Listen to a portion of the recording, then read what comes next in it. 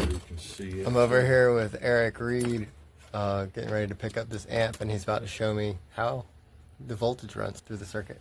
Okay, let's go to AC. So it comes in, and of course you got 120 AC. Let me get on the spot. There we go. There we go. You got 120, and so it goes into the power transformer. It gets distributed in a lot of different ways through different windings. You have heater circuits. Like this is the heater circuit for the rectifier. And so let's just stick to it. So you get AC coming out in two legs. Let's see what we've got. So we've got 350, well, in the 350 range on that leg, and then on this leg, same 350 range. Okay, 350 volt AC. Correct. On and the then, red. Then they get rectified to DC in this rectifier tube, which is essentially a diode. Okay. Taking both legs and making them one way instead of back and forth. And so then that actually comes out from the heater circuit right there. I'm going to go to DC. And so you've got that combination. It's not a plus plus. It's a math thing. But It's going to be the same voltage. Is that what you're saying? It's going to be no, the it won't same equal. voltage? It won't be 350 plus 350. It's a. What's it? It's going to be 1 point. I think. Let's see. Okay, I could be wrong, but this is a GZ34. I think it's going to be a 1.3 multiplier. Okay. So it was 450. Check me on that. So yeah, here. So around the low mid 40s, So 400s. I'm sorry. And so now let's Okay. see how much AC is still in that, because there's still some AC. there's still some in AC DC? in it. That's where these guys come into the story. Okay. So let's see the raw. So we've got still 16, 17 fluctuating volts of AC still in our DC that we just made. So follow brown guy. Okay, he's red. To here, he's actually just mating with yellow and going here first. So that's the first stage. And then voltage is going through this resistor. Okay, so just to follow the path here, it's coming in here. Don't forget it's on. Yep, and it's the black wire coming through to this auxiliary power supply or whatever. And then, by the way, what's the ground switch? Okay, so the ground can be switched between the polarity here. Okay, so what you're doing is switching between ground and neutral. Okay.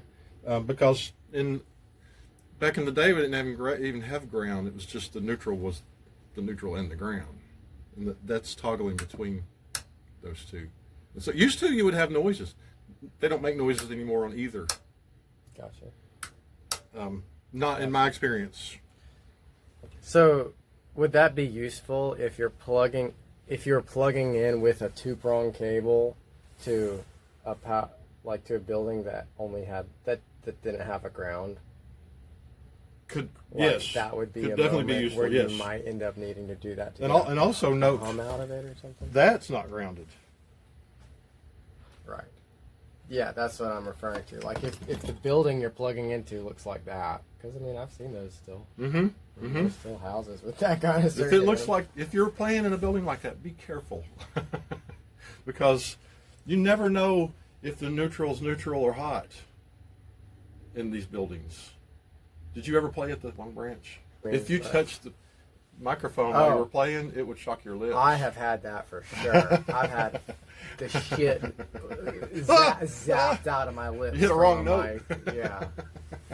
So it comes through here, through the fuse, to this the is on switch. This is the path of your 120. Yes. And then from the on switch, the black. Yep, goes over here. You're right.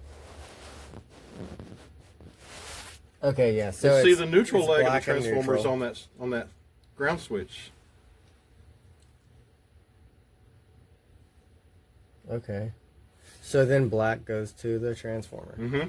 And then from the transformer, it goes a few different places. Well, in the transformer, there's multiple windings on the secondary, and it's kind of like a manifold. So it's creating different, Yes. different things Yeah. for different purposes. A manifold, but with different levels in each Gotcha. exit. Got you. So, like, And that's what the colors are coming out of it? Is yes, Different voltages? green is heaters for the main circuit. Okay. Yellow is heaters for the rectifier circuit. And of course, those striped guys are indicating grounds.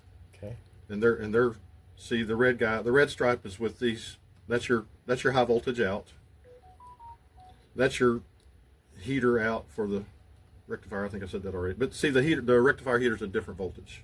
6.3 volts on these guys, and on the rectifier was 5 something. I can't remember. Check me on that. I could be wrong. Okay. Let's see what else gets. Yeah, that's the whole. So the It's green, pretty simple the on this green one. is going to the light, The light runs on the heater circuit and that's the heater circuit for for all the tubes. all the tubes, Except the rectifier. but not. And what does that mean when you say rectifier? That's just the way of saying rectifier means you're taking AC voltage and rectifying it to DC. Oh, okay. And the rest of the tubes are just interacting with DC. Correct. So you have one voltage for Except the signal. It's AC. the tube. I'm sorry. Well, I mean, I'll round over and go. Say that again. Yeah. The signal's AC because it's coming off the string that's vibrating back and forth across the magnet. Yeah, but I'm just talking about not not the signal that the tubes are processing.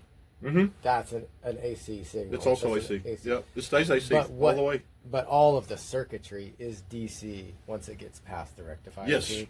Correct. Okay, but the green that's coming out and running these, is that an AC heater? That's AC heaters. Yes. Okay. Mm-hmm. So all the heaters are AC. Yeah. Now if you ever hear So me, this is an AC light? sure is. Mm-hmm. What the hell does that mean?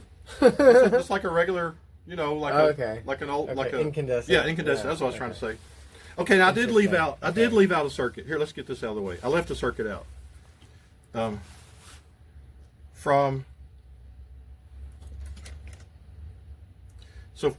So they're taking it. They're still in voltage for. This is the bias, okay, and the bias is a negative voltage that sets the. Let's call it the idle of the output tubes. Okay. Just like turning the mix screw on a carburetor. Okay. And getting it to idle right when it's just sitting there. Okay. That's exactly what bias does. But what Gotcha. you got to keep in mind is where the bias controls it at idle, it also controls it at full on. Okay. So what's being done here is they're stealing a little voltage. Get my pointer. They're stealing a little voltage from the main AC out. They're bringing it over here. They're rectifying it to DC through that diode, which is like Okay. half a hem. Okay. And then they're conditioning it, but it's negative. Okay? Notice the positive side of this cap goes to ground. Yeah. It's negative voltage, and that's how that negative voltage is what holds down the flow of current in the output tubes. That's what we're calling the bias. And your previous tech did already recap your bias. Okay, cool. Get the light to me. Get this water out of the way. So, yeah, and it's like I don't claim to follow that, and I don't know that that's accessible to me right now, but I appreciate It you might take time to soak starting it. in. Dude, it took time to soak in for me. Yeah. I started this by getting old organs at thrift stores and turning them into amplifiers. Do you- My own self-test for this, when I taught myself all this, was to repair an organ. And I repaired a Hammond S6 chord organ. That's when I knew I could do this. Yeah, because the circuitry in this is way simpler. Way simpler. Yeah. Way. Big time. That chord organ had 30-something tubes in the preamp. It came down to a resistor. The whole thing was dead because of a resistor. But I figured out, you look here, what's the voltage here? What's the voltage of the whole neighborhood around the resistor? And then if it's off, who has to be the bad guy? and I went right to it, and I blew myself away because I was like, oh, I did this. I can do this, you know, because awesome. the organ was, even though it was a small organ, there was miles of wire in there. And I knew, you know, I didn't want to work on organs, but I think I proved myself that I could fix guitar amps at that point. Yeah. I was still scared, but I went for it. I mean, this is a little overwhelming looking at to me because I haven't done a lot of this. Yeah, but the more you see it. And it's like, compared to having the back off of my organ, this looks like it's accessible. The organ's scary. This the is organ's scary. Which oh, model this do you is have? simple. I'm not sure. More often I work on Leslie's than the organ itself. Right. I've rebuilt a few Leslie's. And they're always fun to hook a guitar up to. A lot of fun to hook a guitar up to. So your signal comes in. It goes Mr. Red. Don't touch anything, it's on. Yeah. It goes Mr. Red to the very first gain stage. Is that all the way through? It just passes all the way through? Yes, that's just a Nothing wire. happened? Yeah, Okay. that's just a wire. It lands on the... Now some stuff That's happens up pretty here, and I did tweak this a little bit. I was Yeah, checking what here, and did I you had call that again? 8 mega ohms, which we You call expected was that one. bias? Is that what No, you call that's just impedance to ground, resistance to ground. Here.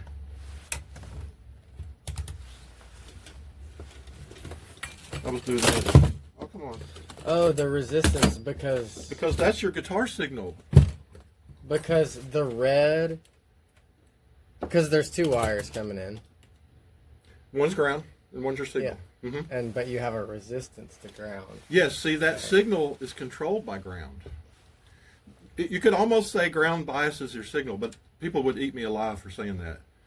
But the relationship to ground is what Yeah. controls the signal level. Okay, sure. And so right here we got, Because if the ground isn't working, then the signal isn't yes, flowing. see, if you have more separation between signal and ground, your signal's hotter.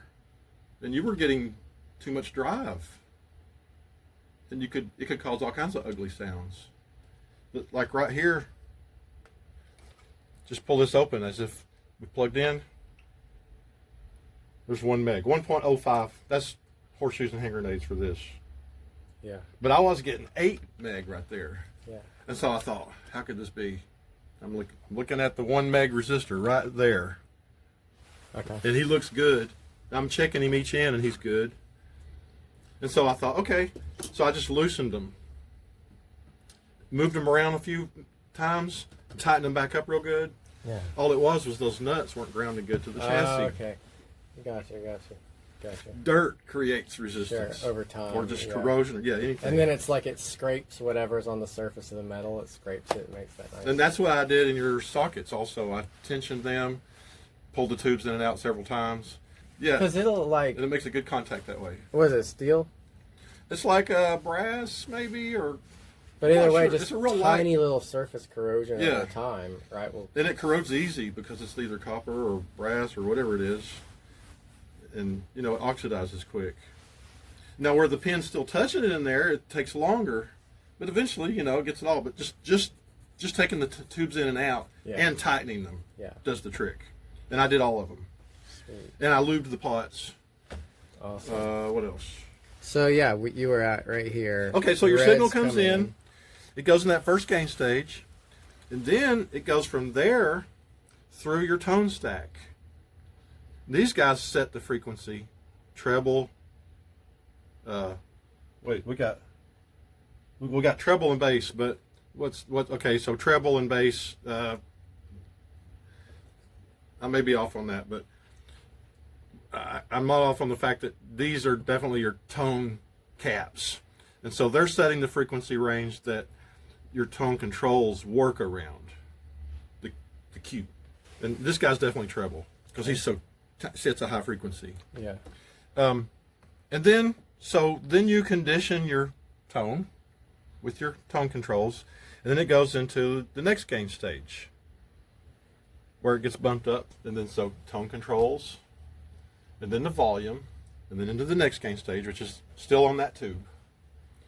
And then, while the signal's making the trip over to the next gain stage, he's also getting sampled here. Okay? And going down here with the sample of your signal to go through your verb. and be fed back in right there. Out and verb back. So now there's dry and wet signal? Mm-hmm. Well, you're wet. Oh. You're wet from here. And so then the next stage, the next thing that's going on is, okay, well, yeah, okay, I'm sorry. I got ahead of myself. Then in another gain stage, and then the phase inverter, and simultaneously with the phase inverter and the bias, this oscillator makes your tremolo. Okay. He starts oscillating, and so he makes your bias value go up and down. It's like a guy in there with the volume. So he's turning your bias up and down, and that's the tremolo. But now, what's majorly different about this amp than most other Fenders is that it's got a concertina phase inverter instead of a long-tailed pair. It's a weaker phase inverter. It's a less efficient phase inverter, which is the je ne sais quoi of the amp. Okay. Because it will overdrive easy. It kind of acts as a dam, a master volume at this point. You can get, you can run hotter up here, and it's still only going to be so efficient. And it's not even balanced. I mean, it's like this signal, part of the phase signal comes off of the actual cathode of this tube. So it's a weird and wonderful phase inverter. Okay. Because it's quirky. It's the je ne sais quoi of the Princeton. And where is that physically? That is this guy. Okay. Phase inverter tube. Yep. So because until this point, your signal is one signal. Okay. And so the output tubes need two signals so they can bounce it back and forth like a basketball, push-pull. Okay. And so your signal actually gets split. And now there's a signal here and a signal here. Gotcha. And all kind of gymnastics going on here. Right, Trying to and make them it's even. not like the signal is not like perfect and identical and stuff. You are like correct. That's where a bunch You are of like correct. harmonics and stuff Mhm. they produce or whatever. That can either be pretty or ugly, and in this case, it's pretty. The imbalance can be good. You want balance like in a bass amp, Gotcha. but sometimes guitar amps sound fine or great, Yeah. imbalanced. Yeah. Okay. Well, I want to play it. Hell yeah! All right. Well, I think we're at the point where I can just go ahead and put you back in the cabinet, and then you can hear. And this speaker's wonderful, by the way. Then you're going to hear the whole package, and I'm going to sit behind it and swap a couple of tubes in the process. And I got you about 20% slower. How, Mr. Wizard Man? I'll show you that, man. Look. Okay, so the 220, he's the plate resistor for your tremolo circuit. Okay. That's him right there. B is coming from the voltage coming from this line. And so I went ahead and replaced him because he was about 10 over. And I just wanted that oscillation. I'm trying to make that oscillation as strong as I can. So, Okay. And then I took this 1 meg right here, which was him, and I dropped him to 330K, Okay. which is letting more of that. See, that's the link. It's letting more of that oscillation through so that it can interact here with your bias. Okay. Cool. And that's how we did that. Okay. Let's see, did I forget anything here? Oh. And I slowed it down by replacing this 0.01 capacitor with an 0.2. Okay. And that's, let's see, I think that's him. I'd have to study for a minute to make sure, but I believe that's him. He's part of the comb filter network. That's what starts the oscillation. You put a signal in, and it starts stuttering through these capacitors because they're taking it and they're timing it. And so it begins to stutter, and the oscillation begins, and that's how you get that up and down. Cool.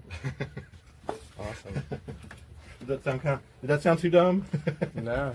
It sounded like I could follow part of it. Sound like I almost knew what I was talking about? The limitation is on I feel like. Well, my ability to follow. I'm trying to polish how I explain things too, you know? Yeah. But I had a lot of practice. I try to educate pretty much everybody that comes in here. How did you first get into reading schematics? Like, is that a skill you already had when you started fooling with the organ? It kind of just came along as I was learning things. Because if you study that, like if you looked at that if you looked at that for 10 minutes for the next 2 or 3 days, you would start to see everything on there. It wouldn't look as overwhelming if you looked at it. It's not more. my first time looking at a diagram or anything, but like I haven't really been. Of course, this is a simple one. Lead. But once you're around, it's just the familiarity Yeah. just makes you pick up everything that's going on here once you just get into it for a little Yeah. while.